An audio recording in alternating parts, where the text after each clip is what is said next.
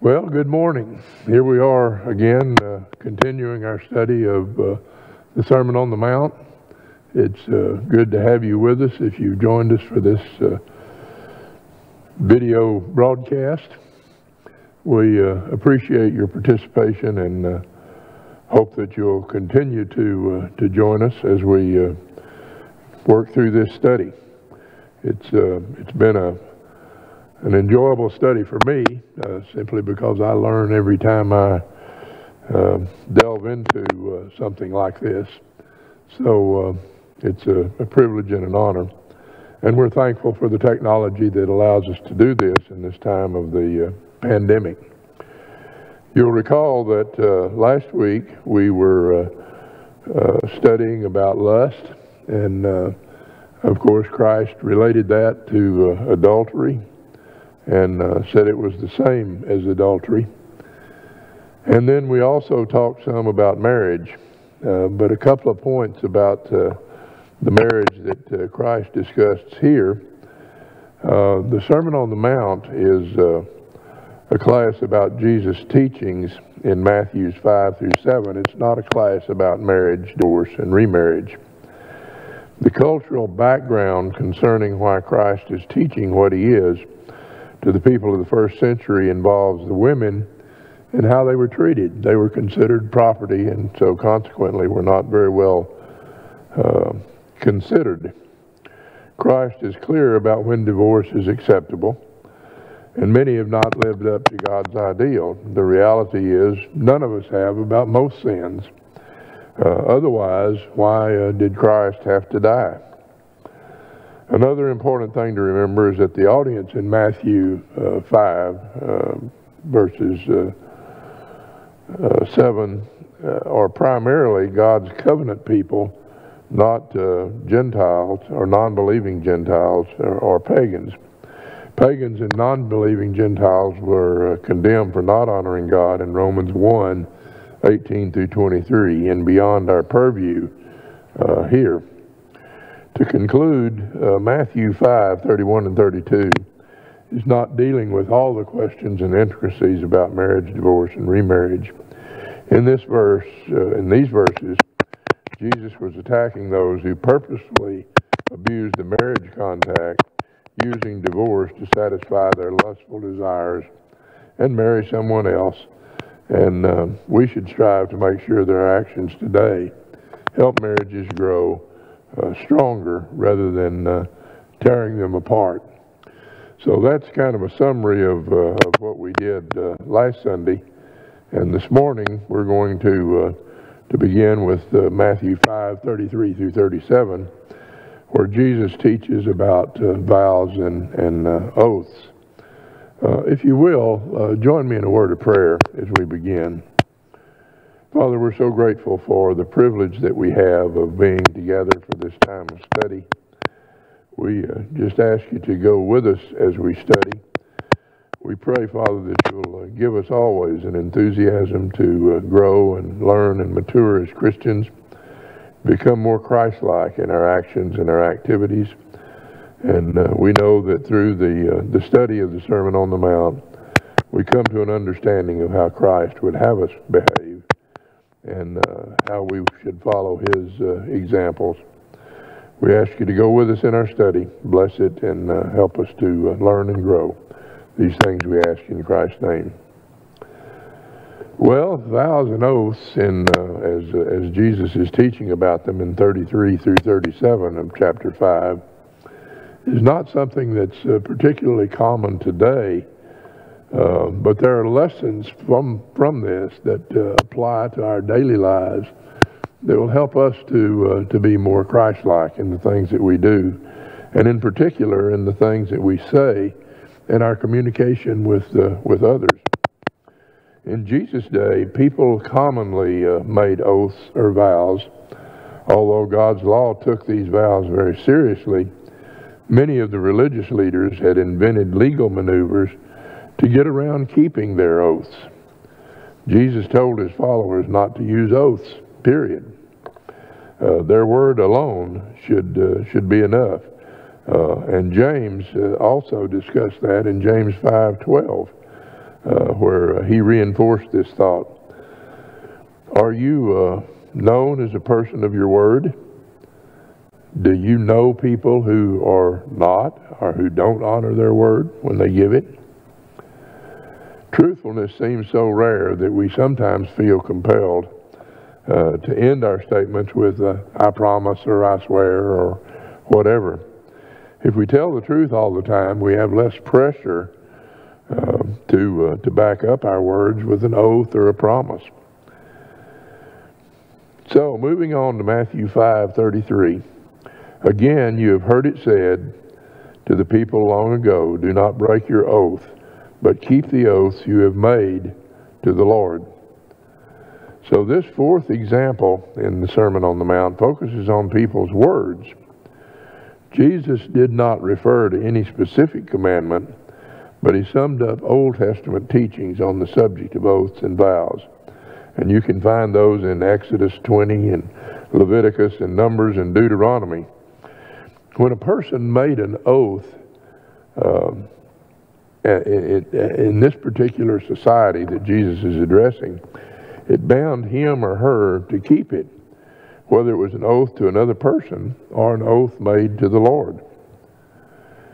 In Matthew 34 through 36, Jesus goes on to say, but I say to you, do not swear at all, neither by heaven, for it is God's throne, nor by the earth, for it is his footstool, nor by Jerusalem, for it is the city of the great king. However, Jesus told his followers not to swear or make oaths at all. Who were the religious leaders of the day? Well, they were the scribes and Pharisees, and they had designed an elaborate system, if you will, indicating how binding of an oath was, depending on how the oath had been made. If you said the right thing or the wrong thing, you didn't have to keep it. Such a system was a contradiction in terms, because an oath, by definition, is a binding statement, and it made light of God's law. If you were involved with this system, the leaders said that if they swore by heaven or by earth or by Jerusalem, they could get out of their oath by a penalty because they did not make vows in God's name. Jesus explained that an oath is an oath is an oath. A promise is binding before God, no matter what words are used, and it would be somewhat ridiculous for a person to say that he or she didn't really invoke God's name on the oath. Heaven is God's throne. The earth is his footstool. Jerusalem is the city of great kings. Furthermore, Jesus added, nor shall you swear by your head, because you cannot make one hair white or black. Even the hairs on people's heads belong to God, so a person cannot get around an oath by swearing on his head. In other words, because people had made oaths into an elaborate system allowing for deceit, Jesus explained that his followers ought not to make oaths at all. We ought to be so well known for our honesty and truthfulness as Christians that we would not need to make an oath. Do you think Jesus was condemning oaths in court and others?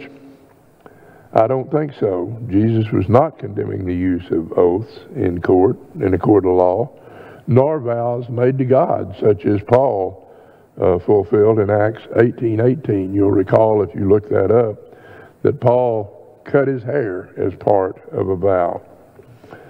But the kind of statements that added an I promise or honest or any of other statements that we add on the end of our sentence to make it sound more binding or more true, Christ's followers did not need to say that, and Jesus explained why here in a moment in 5:37.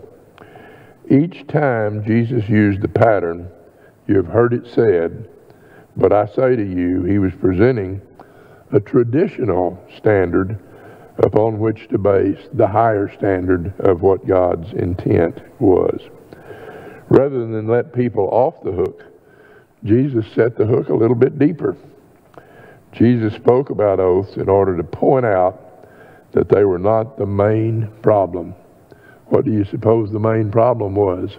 Well, if you made oaths and broke it, you told lies, then integrity was the problem. And that's what Jesus is addressing here, in a very real sense, is the integrity of the speaker. Oaths were no substitute for personal integrity. A liar's vow expresses a worthless promise.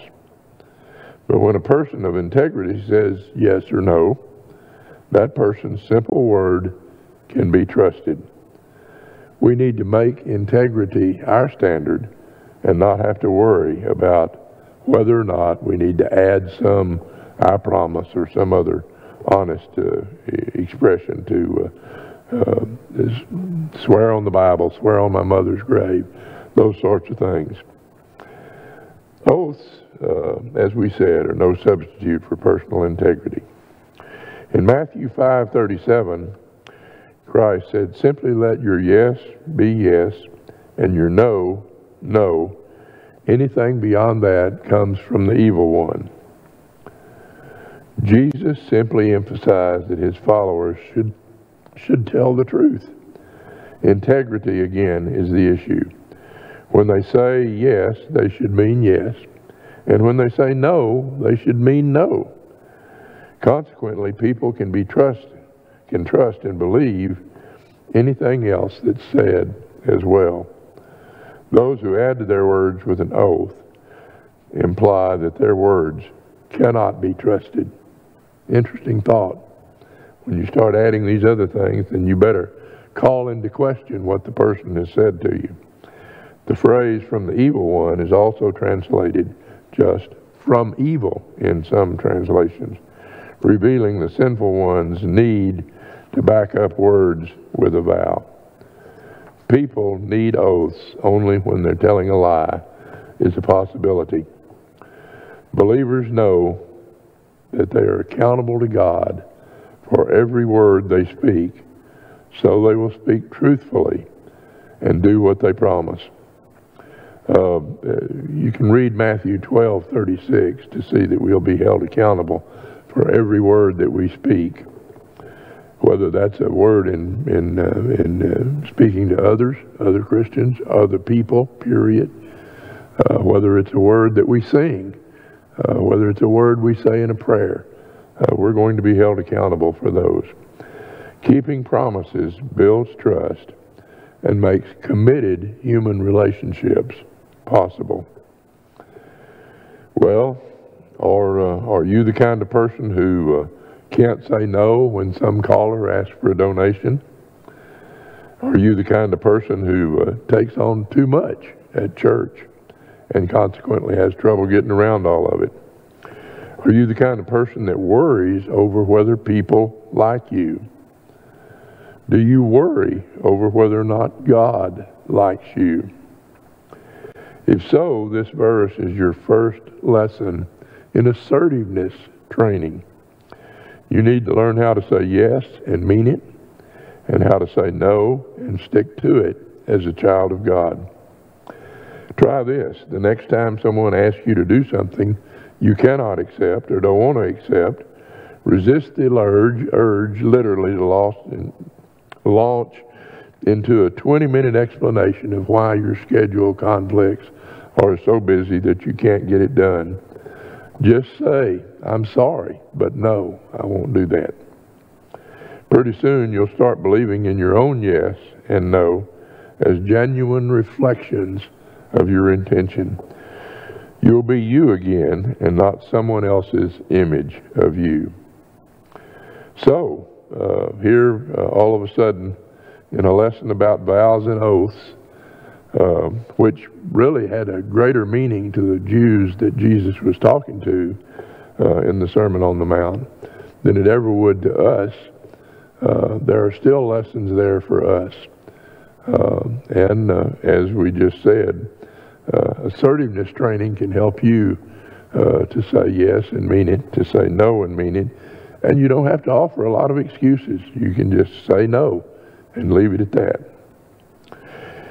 Okay, we're ready to move on to the next section, which is Matthew 5:38 through 42. Here Jesus is going to talk about retaliation, or revenge, if you will. What is retaliation? Why do we think retaliation is important as human beings? Well, let's see what Jesus says about retaliation. When people hurt us, often our first reaction is to want to get even. Instead, Jesus said we should do good to those who wrong us. Instead of keeping score, we should love and forgive. You know, God writes with a pencil. When He forgives, He forgets. He erases it. We don't have much luck with that as human beings. But we should learn to love and forgive when we are wronged. This is not natural. It literally is supernatural, if you will. And only God can give us the strength to love as He does. In the following illustration, Jesus uses hyperbole again, that is, extreme examples, to make a point about the attitudes of His followers. You have heard it said, an eye for an eye and a tooth for a tooth. This example came from God's law as recorded by Moses in Exodus 21, in Leviticus, and in Deuteronomy. And while the law sounds severe to us, it is time to set guidelines against what may have been escalating personal vendettas among people. The principle of retribution gave judges a formula for dealing with crime in the day. That is, make the punishment fit the crime. The law limited vengeance and helped the court administer punishment that was neither too strict nor too lenient. In Matthew 5:39, but I tell you to resist an evil person, but whoever slaps you on your right cheek, turn the other one to him also. Well, the word resist translates a word that is also used for take legal action against. And I think, judging from what we know about the Jews of the day in which Jesus lived, legal action was something that they jumped into on a regular basis. Not only did Jesus command against getting back at someone physically, He commanded getting back at someone by other means as well. Jesus focused on the attitudes of His followers when dealing with evil individuals. The word advocates getting even. The world advocates getting even, looking out for oneself and protecting one's personal rights. You believe that's true today? Do we often get caught up when someone wrongs us? We tell our best friend we've got to get back at that person. I think it's very true today, and I think that's because we're human. And as we said, it's not something that we can easily get away from.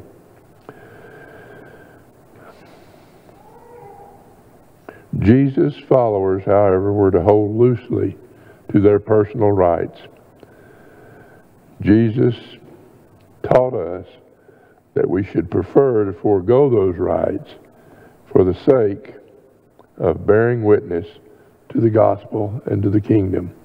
And when you think about most of what we've said in the Sermon on the Mount, it has dealt with the idea of giving up personal rights and being an example to the world of what Christ was, is, and of what we are as Christians.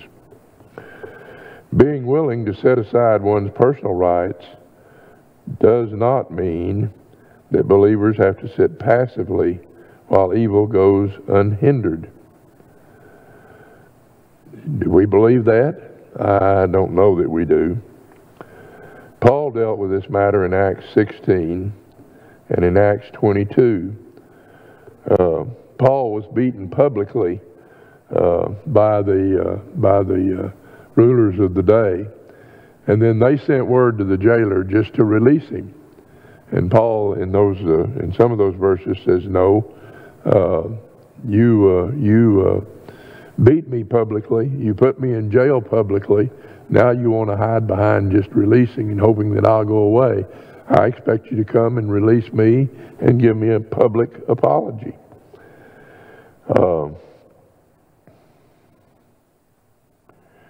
Plus, it was the case that beating a Roman citizen was not permitted, and of course Paul brought that to their attention on an occasion or two, and that's what ultimately took him to Rome for his appeal to Caesar. Well, what does a slap on the right cheek mean? If you think about it, if you think about a right-handed person, if they're going to slap the right-handed cheek of someone they're talking to, it's a cross backhand slap. A person was literally a blow from the back of someone's hand. An act that even today shows the greatest possible contempt. Slaps are something that we should not do. We don't do. And yet, when we do it, it is something that shows contempt, dislike, frustration, anger. A person who slapped another in this way was giving a great insult. According to Jewish law, the one who slapped another faced punishment and a heavy fine. Thus, the law was on the side of the victim.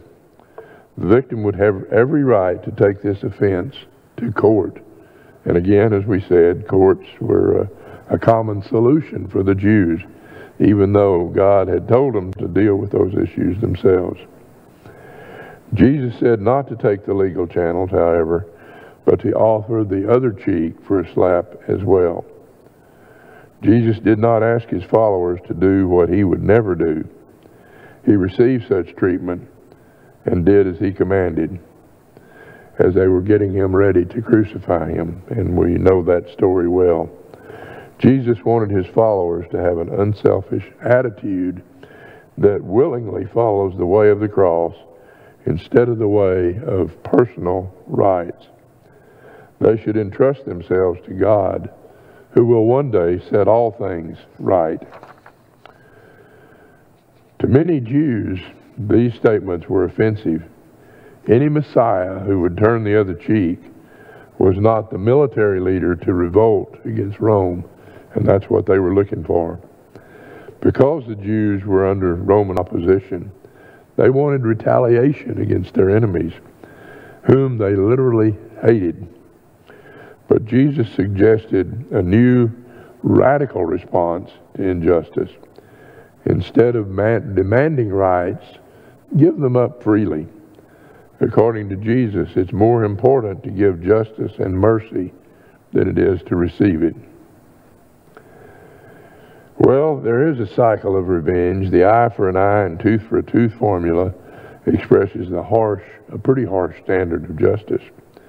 When the pencil was applied in the Old Testament, Exodus, Leviticus, and Deuteronomy again, the conduct involved punishment administered by society at large to a personal crime. Practicing this principle on a personal level leads to revenge. Far from settling offense, revenge often escalates them. Why? Well, if you think about it, this is because we don't just get mad, we have to get even. And often get even means getting just a little more than even. We don't want to quit when we get even. We want to go beyond that. In the face of this human dilemma, Jesus proposed a better way, the radical response of love. His standard was not an attack on the necessity for justice. Rather, Jesus was presenting a practical, rational, and holy way to deal with the personal conflict and offense. The apparent impossibility of our generating love and concern for our enemies on our own directs us to God for help. Rely on Him for strength to give an appropriate response. That's the only way we can do that as humans, because, as I said, our nature is want to get even, and even means really a little more. In Matthew 5:40, Jesus goes on to say, if a person wants to sue you and take away your tunic, let him have your cloak also. Well, that takes some explanation for us to understand what is meant by these words. Under God's law, no one could take a person's tunic. You might read Exodus 22, verses 26 and 27, which says, if you take your neighbor's cloak in pawn, you shall restore it before the sun goes down, for it may be your neighbor's only clothing to use as cover. In what else shall that person sleep? And if your neighbor cries out to me, I will listen, for I am compassionate. The cloak was the most valuable possession. Making clothing was difficult and time-consuming in this time. As a result, cloaks were expensive, and most people would own only one. Well, if they had only one cloak, how else could the cloak be used? A cloak could be used as a blanket. It could be used as a sack to carry things, to gather things up in. It could be a pad to sit on. It could be a pledge for a debt, and of course, as clothing. In this case, the person was suing for the tunic. The tunic was an inner garment worn next to the skin. Jesus said to let the person take both. Again, Jesus focused on the attitude expected of his followers. They should hold their possessions very loosely. And we'll talk about that as we move on. The things we have are not ours. They belong to God. We're just using them. In Matthew 5:41, Jesus says, and if anyone forces you to go 1 mile, go also the 2nd mile. This is an allusion to the forced labor that soldiers could demand of ordinary citizens, commandeering them to carry their loads a certain distance. 1 mile was the term that was used for 1,000 paces. Why did the Jews hate this law? Well, mostly because when a Roman soldier asked them to do that, it indicated that that this person was in subjection to the Roman soldier, or in subjection to Rome, if you will. And as we've already noted, the Jews hated the Romans. Yet Jesus said to take the load and willingly go 2 miles. Jesus called for a serving attitude. He himself exemplified this throughout his life, and especially at the cross. So, Jesus set the example for us through his whole life. Jesus' words probably shocked his hearers. Most of the Jews expecting a military Messiah would never have expected to hear Jesus issue a command of non-retaliation and cooperating with the hated Roman Empire. By these words, Jesus was revealing that his followers belonged to another kingdom. They need not attempt to fight against Rome, as did the Zealots, a military group of Jews, which could only end in defeat. Instead, they should work on behalf of God's kingdom. If doing so meant walking an extra mile, carrying a Roman soldier's load, then that was what they should do. If in an unequal power situation, as the Jews were in with the Romans and with the Roman soldiers in particular, you have no choice about the first mile. The Roman soldier had a sword, so you carry his gear. It's a mile and an hour you can never get back. It's spent, it's gone. You're the loser if you view it that way. Well, what's to be done? The second mile is your choice. It's your way of saying, God is in control here. He gives me energy, and a mere mile does not exhaust me. That sword is nothing. God is everything. Do you want to know where the real power lies?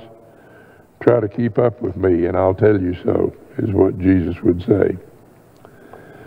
Matthew 5:42 says, give to the one who asks, and do not turn away from one who wants to borrow from you. Jesus' followers should have a generous spirit. Because they loosely hold on to their personal rights and possessions, as we illustrated above, they belong to God in the first place.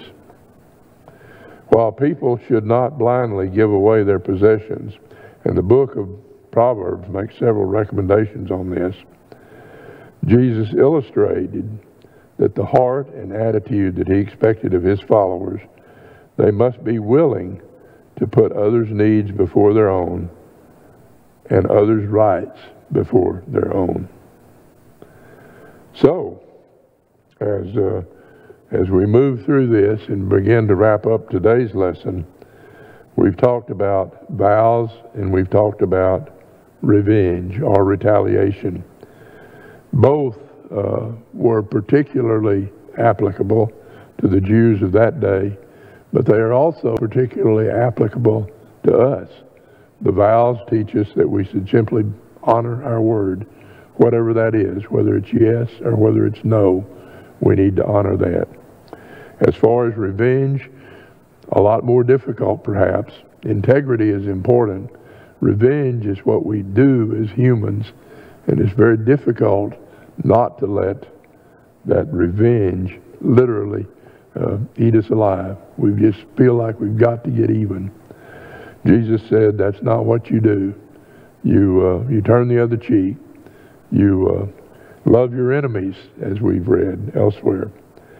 So it is the case that we are not to retaliate. We're not to seek revenge. And now, in the next lesson, as we'll start next Sunday morning, Jesus is going to teach us in Matthew 5:43 through 48 about loving